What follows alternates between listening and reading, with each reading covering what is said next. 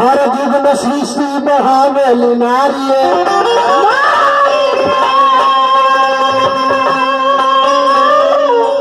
कि भले ही भैया हो बीज है मर्द के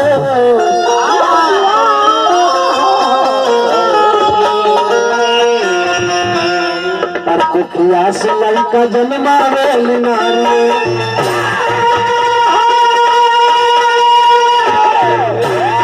सतयुग से कलयुग तक नारियों के हाथ में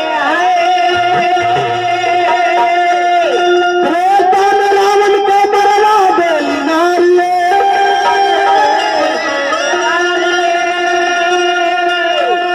नारी की शक्ति अपार बात भैया है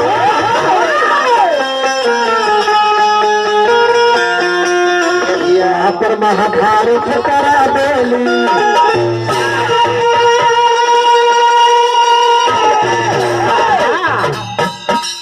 ऋषि महर्षि के हाल में सुनाई देवतन के क्षण में भरमा देली नारिये कल युग में पापला तो घर घर मिलेला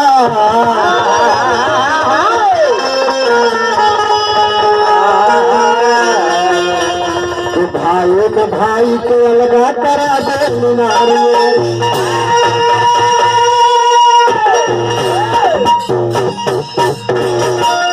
एगो नारी है जो माए कहावेली बहन बेटी बीबी कहावेली नारिये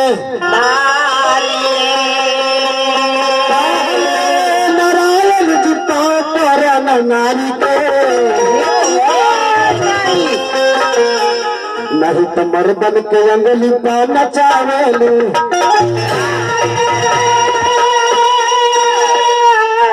शांति से सुन तो बढ़िया बढ़िया चीज सुनाई इतना गुड गुड बात ना बुझाई ब्यास आई ध्यान दे एगो बात हमरा भाई कहले कहले